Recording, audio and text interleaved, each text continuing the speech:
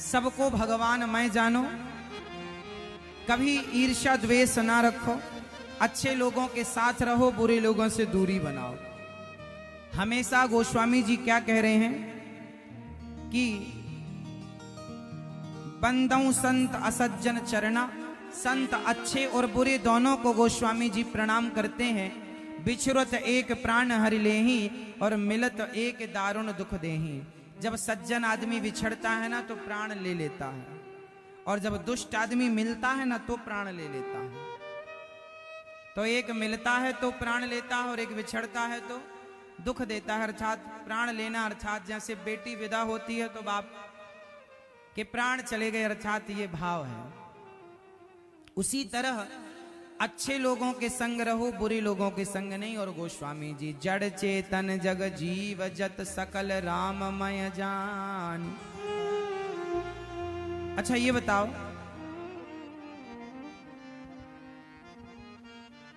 सब भगवानमय है क्या? यहां लिखा गोस्वामी जी ने, सिय राममय सब जग जानी, करहु प्रणाम जोरी जोग आने। आकर 4 लाख 84 जाति जीव जल थल नभ बासी। 84 लाख योनियों में गोस्वामी जी कहते हैं सिय राम मैं सब जग जानी, सबको भगवान मैं जानो। अच्छा ये बताओ, क्या सब भगवान हैं? गोस्वामी जी कहते हैं सिय राम मैं सब जग जानी, सबको भगवान जानो। तो गधा भी भगवान है फिर? तो फिर आप गधे की पूजा क्यों नहीं करते? फिर कुत्ता भी भगवान है तो कुत्ते की पूजा क्यों नहीं करते? अच्छा बताओ, सब भगवान हैं या नहीं? बोलो हाँ या ना उत्तर। मैया ओ मेरी प्यारी माँ सुन लो, ये बताओ सब भगवान मैं है या नहीं? बोलो हाँ या ना, जोर से। पीछे वाले भक्त बताएंगे क्या सब भगवान मैं हैं?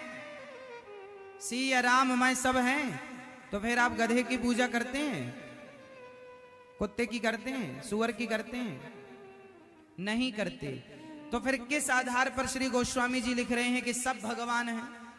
तो गोस्वामी जी का अर्थ यह है कि कुत्ते की पूजा नहीं करना, कुत्ते को व्यवहार में भगवान नहीं माना, पर भाव से यह समझना है कि कुत्ते के अंदर जो जीवात्मा है, कुत्ते के अंदर जो देखने सुनने चलने की जो शक्ति है, उस शक्ति के रूप में राम ही विद्यमान है उसके भीतर।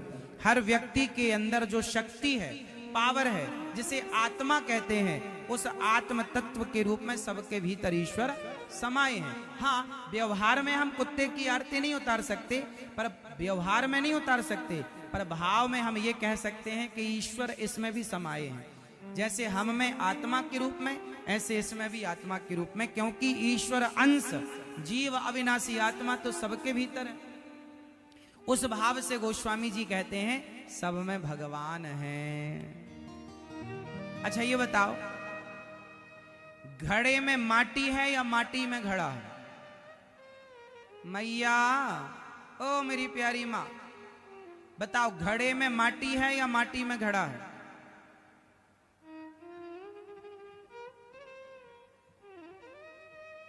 जल्दी से बोलो, घड़ा में माटी है या माटी में घड़ा है? जोर से।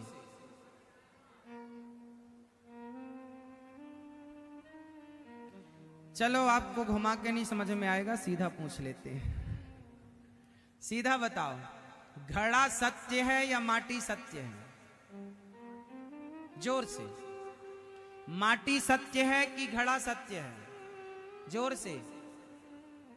माटी सत्य है, क्योंकि घड़ा बनने के पहले भी वो माटी है, घड़ा में भी माटी ही माटी है, और घड़ा टूट जाएगा तो माटी ही रह जाएगी, घड़ा नहीं रह जाएगा। बोलो हाँ। जैसे घड़ा जैसा कुछ नहीं होता, माटी के एक आकार को घड़ा कहा जाता है, उसमें भी माटी ही माटी है। जैसे मिट्टी के अतिरिक्त घड़े में कुछ नहीं है, उसी प्रकार ईश्वर के अतिरिक्त संसार में कुछ नहीं है। जैसे माटी ही घड़ा बनी, उसी प्रकार भगवान राम ही तुम बने, हम बने, चींटी से लेकर हाथी तक। हर घड़े में माटी है, हर जीव में, हर रूप में ईश्वर ही ईश्वर समाये, उनके सिवा कुछ भी नहीं। इसलिए आपको चाहिए कि आप सबको भगवानमय देखा करें। 84 लाख योनियां होती हैं। कितनी योनियां होती हैं? ये मानव का शरीर कौन सी योनि है? 84 लाख योनियों का कौन से नंबर की योनि है ये मानव शरीर? पहली है, बीच की है, या अंतिम है? हाँ, 84 लाख योनियां कौन कौन सी हैं? चींटी से लेकर हाथी तक, जिसमें जलचर, थलचर, नभचर, आकाश में उड़ने वाले, थल में रहने वाले और पानी में चलने, ये सब आ गए इसमें। तो गोस्वामी जी कहते हैं स्वेदज, अंडज, उद्भिज और जरायुज, ये 4 प्रकार से जन्म होता है। स्वेदज 4 प्रकार से जन्म होता है व्यक्ति का, पता है आपको?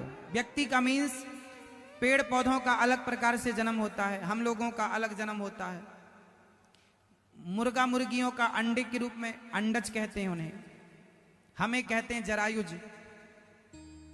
स्वेदज मतलब पसीने से, गोबर इत्यादि में कीड़े अपने आप पड़ जाते हैं, कीड़े कहीं से लाए नहीं जाते, तो ये स्वेदज हैं। पसीने से बैक्टीरिया अपने आप पैदा हो जाते हैं, उन्हें उनके जरूरत नहीं पड़ती कहीं माँ बाप की, वो अपने से पैदा हो जाए, स्वेदज। जो जैसे गोबर में कीड़ा अपने से हो जाता है, कुछ करना तो नहीं पड़ता ना, लाना तो नहीं पड़ता कि डालना पड़े फिर होए ना, वो स्वेदज है। पसीने से मतलब वो उस गंध से पैदा होते हैं, स्वेदज। फिर होते हैं अंडज, जो अंडे से पैदा हो, अंडे से मुर्गी इत्यादि और भी जितने अंडा से पैदा, वो अंडज हैं। स्वेदज वो जीव जंतु हैं और अंडज हैं। फिर उद्भिज, उद्भिज मतलब जैसे जमीन फाड़ के, जमीन से जैसे खेत किसान बोता है ना गेहूं चने, तो वो जमीन के भीतर से उसकी नमी पाकर वो एक संयोग पृथ्वी का जब हो, पानी का हो, तो फसल उत्पन्न होती है। मतलब जितने पेड़ पौधे हैं, वनस्पतियां सब इस तरह से उत्पन्न होती, उद्भिज कहते हैं उसे। और जरायुज एक झिल्ली में लिपटा हुआ, उससे जो पैदा हो, जैसे आप और हम कैसे हम झिल्ली में लिपटे रहते हैं माँ के पेट में, उसी तरह गाय, उसी तरह भैंस, उसी तरह बकरा बकरी, ये सब जरायुज कहलाते हैं। तो 4 प्रकार के 84 लाख में ये 4 प्रकार की योनियां बताई गई हैं। 4 प्रकार के, स्वेदज, अंडज, उद्भिज और जरायुज, और जलचर, थलचर और नवचर।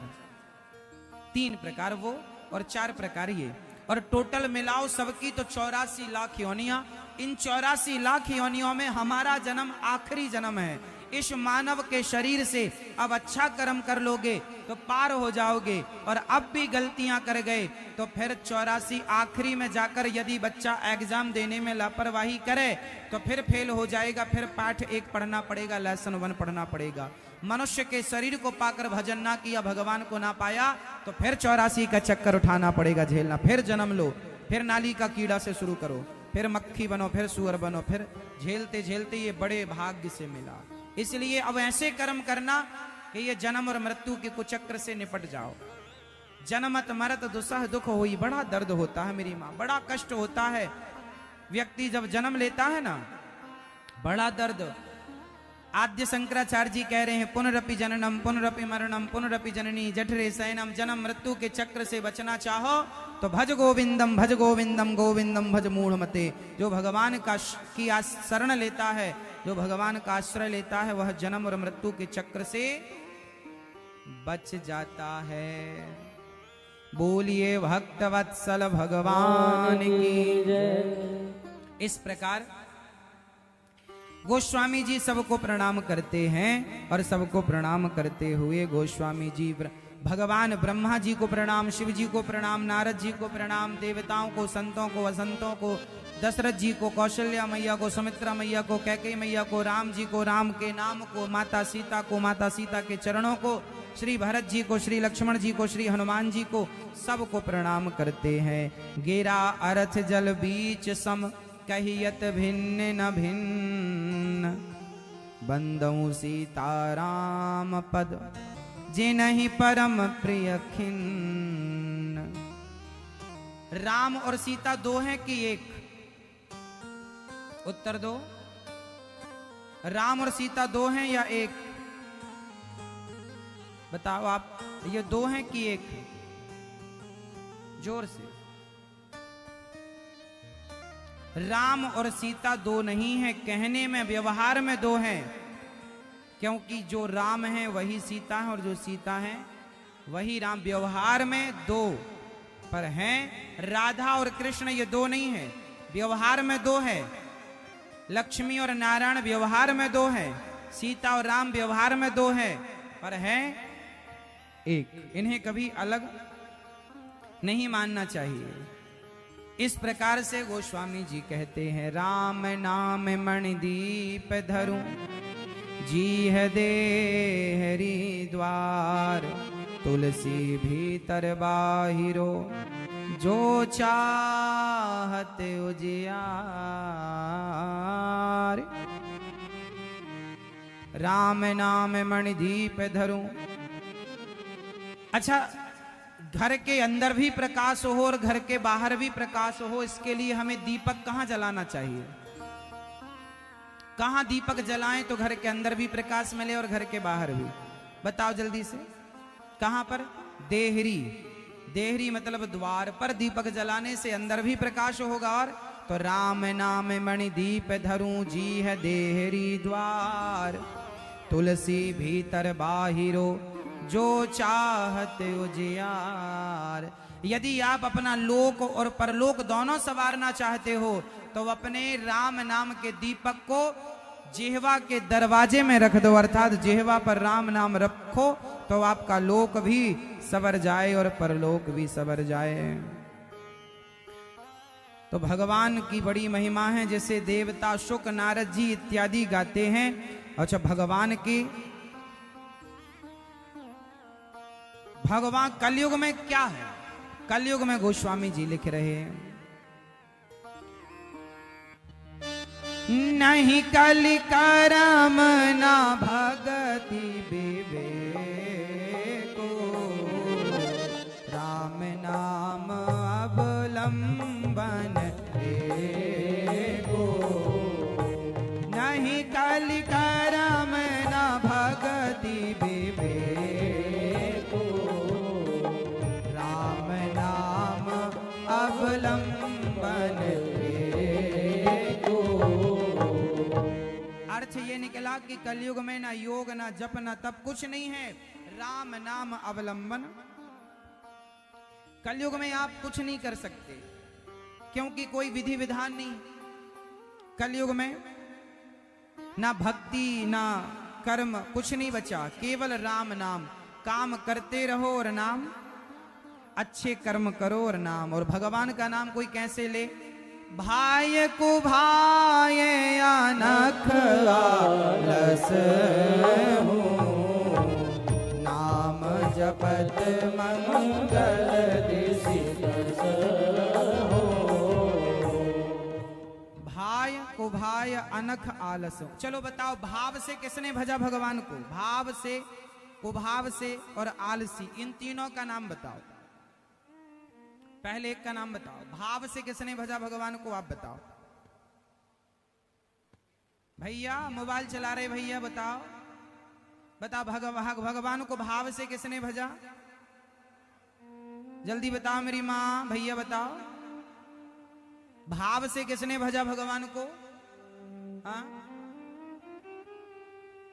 भाव से भजा था भगवान को विभीषण ने। कुभाव से भजा था रावण ने। और आलस्य होकर आलस्य से भजा था कुंभकर्ण ने।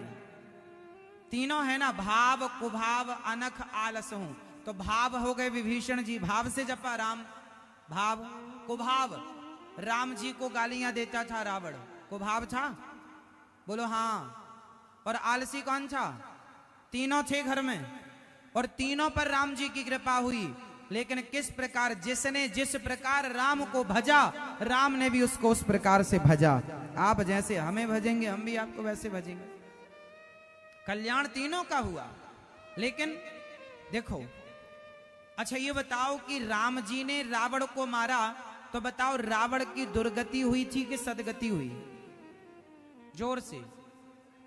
राम के हाथों से मरकर रावण की दुर्गति नहीं, राम के हाथ, अरे राम का जो दर्शन कर ले सदगति। रावण तो बड़ा भाग्यशाली था कि राम के हाथों से उसकी मृत्यु हुई। अब ये बताओ कि राम जी की कृपा को तो रावण ने भी प्राप्त कर लिया और राम जी की कृपा को विभीषण ने भी प्राप्त किया, पर इन दोनों कृपा में अंतर कितना है? बताओ अंतर क्या है? भगवान भक्त को भी पकड़ते हैं और दुष्ट को भी पकड़ते हैं। भगवान अच्छे को भी पकड़ते हैं और बुरे को भी। अच्छे विभीषण जी और बुरा रावण, दोनों को पकड़ा। पर कैसे? जैसे बिल्ली दो लोगों को पकड़ती है। बताओ बिल्ली कितने लोगों को पकड़ती है? दो। कौन कौन? बेटा बताओ, बिल्ली दो लोगों को कौन किस किस को पकड़ती है? हाँ, तुम्हें भी पकड़ती है? नहीं, वैसे तुम बताओगे, बैठे बैठे बताओ किस किस को पकड़ती है? हाँ, चूहे को पकड़ती है। और दूसरा? हाँ, इंसान को। हाँ, बिल्ली पकड़ती है चूहे को, उसी मुंह से पकड़ती है और उसी मुंह से अपने बच्चे को भी पकड़ती है। जब बिल्ली बच्चे को जन्म देती है तो 7 घर घुमाती है, तब बिल्ली के बच्चे की आंखें खुलती हैं। जो बिल्ली चूहे को पकड़ लेती है तो फाड़ डालती है, वही बिल्ली जब अपने बच्चे को पकड़ती है तो खरोंच नहीं आती। उसी तरह भगवान जब अपने भक्त को पकड़ते हैं तो बच्चे की तरह, और दुष्ट को पकड़ते हैं तो चूहे की तरह पकड़ते हैं। पकड़ते भगवान सबको हैं। तो ये पकड़ना पकड़ना भेद है। तो भाव कुभाव अनख आलस हूं, कैसा भी हो यदि राम की शरण में है तो नाम जपत मंगल दिशि दसहूं। उसकी जय जयकार 10 दिशाओं में होगी। ये राम नाम की महिमा है। तो राम नाम बहुत अनमोल है सरकार। अब मैं आपको कथा सुनाता हूं। अब ध्यान से कथा में प्रवेश करते हैं। जागे बलिक सो कथा सुहाई, भरद्वाज मुनि बरहि सुनाई। कहि हऊँ सोई संवाद बखानी, सुनहु सकल सज्जन सुख मानी। याज्ञवल्क्य जी जो कथा सुहावनी भरद्वाज जी को सुनाई, वही मैं आपको सुनाता हूं। अब ध्यान पूर्वक सुनिएगा। श्रोता वक्ता ज्ञान निधि, कथा राम के गूढ़। किम समझऊं मैं जीव जड़, कलिमल ग्रसित विमूढ़। राम की कथा न कहने की सामर्थ्य मेरी वाणी में है। अच्छा, राम कथा क्या देती है? बुध विश्राम सकल जन रंजनी, राम कथा कलि कलुष विभंजनी। राम कथा सारे कलयुग के जितने पाप हैं, सारे पाप संताप को मिटा देने वाली ये कथा है। राम जी की कथा इतनी अनमोल है। राम जी की कथा जो कहे जो सुने दोनों पवित्र हो जाते हैं। गोस्वामी जी कहते हैं, मैंने ये कथा कब लिखी? गोस्वामी जी तारीख बता रहे हैं। नौमी भौमवार मधुमासा, अवधपुरी यह चरित्र प्रकाशा। नौमी तिथि थी, भौमवार और मधुमास, चैत्र का महीना। 1631 में गोस्वामी जी ने इस कथा का आरंभ किया, कथा को शुरू किया। और रामचरितमानस लिखकर, रामचरितमानस को लिखा किसने? बताओ, रामचरितमानस किसने लिखी? फिर से बोलो, रामचरितमानस किसने लिखी? रचि महेश निज मानस रखा। गोस्वामी तुलसीदास जी ने प्रकाशन करवाया है, छपवाया है। रामचरितमानस के असली जो रचयिता हैं भगवान शंकर हैं। भगवान शंकर ने अपनी कृपा गोस्वामी जी को प्रदान की और गोस्वामी जी ने उसे प्रस्तुत किया समाज के लिए, हमारे और आपके लिए। रचि महेश निज मानस रखा, पाई सुसमय शिवा सन भाषा। जब समय अनुकूल आया, शंकर जी ने गोस्वामी जी के द्वारा प्रकट कर दिया। अब चलते हैं प्रयागराज। प्रयागराज से इस कथा की शुरुआत है। भारद्वाज मुनि प्रयागराज में रहते थे और प्रयागराज में बहुत सारे साधु संत आते थे, स्नान करते थे। और जब प्रयागराज में एक बार भरद्वाज जी आए और स्नान करके माघ का जब भरद्वाज जी जाने लगे तो भरद्वाज जी के चरण पकड़ के, अब भरद्वाज जी याज्ञवल्क्य जी के चरण पकड़ के और चरणों में बिठाया। चरणों को पकड़ के, श्री याज्ञवल्क्य जी के चरणों को पकड़ के कहा, भरद्वाज जी ने कहा, प्रभु आप हमें कथा सुनाइए और मेरा कल्याण कीजिए। क्या कथा सुनना चाहते हो? भरद्वाज जी याज्ञवल्क्य जी के चरण पकड़ते हैं। कथा कब मिलती है? जब चरणों को पकड़ा जाए। जब तक अपने से बड़े संतों को चरण पकड़ के नहीं कहोगे कि प्रभु मेरा मार्गदर्शन कीजिए, तब तक संत मार्गदर्शन नहीं करते।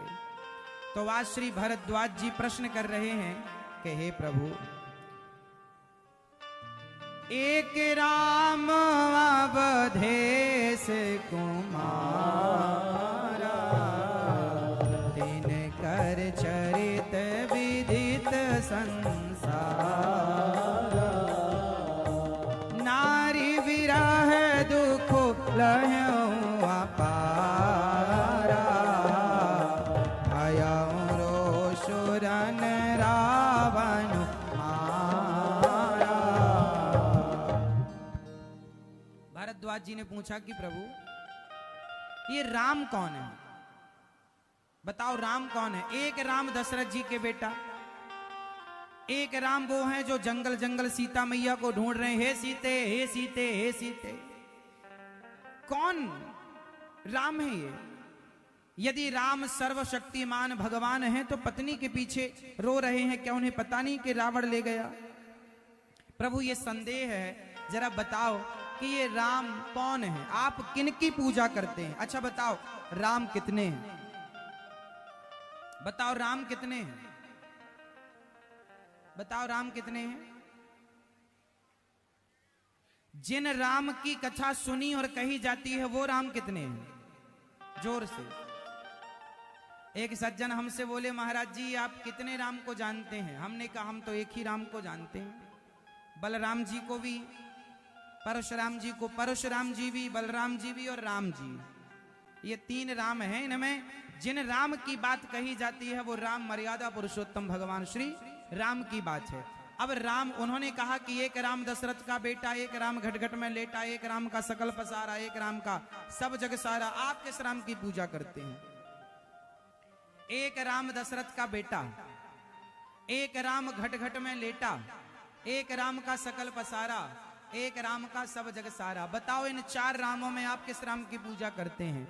एक सज्जन ने मेरे से ऐसा टेढ़ा सवाल पूछा तो मैंने उनसे कहा कि भैया तुम्हारा प्रश्न गलत है, पहले तो तुम्हारा प्रश्न ठीक करते हैं। बोले कैसे? हमने कहा वही राम दशरथ का बेटा, वही राम घट में लेटा, उसी राम का सकल पसारा और उसी राम का सब जग सारा। वही एक है, कोई दो और तीन राम वही एक है, दो और तीन नहीं। जो राम है वह दशरथ पुत्र हैं, वही कौशल्यानंदन है, वही सीता माँ को खोजने निकले हैं और वही रावण को मारने वाले हैं, वही हैं।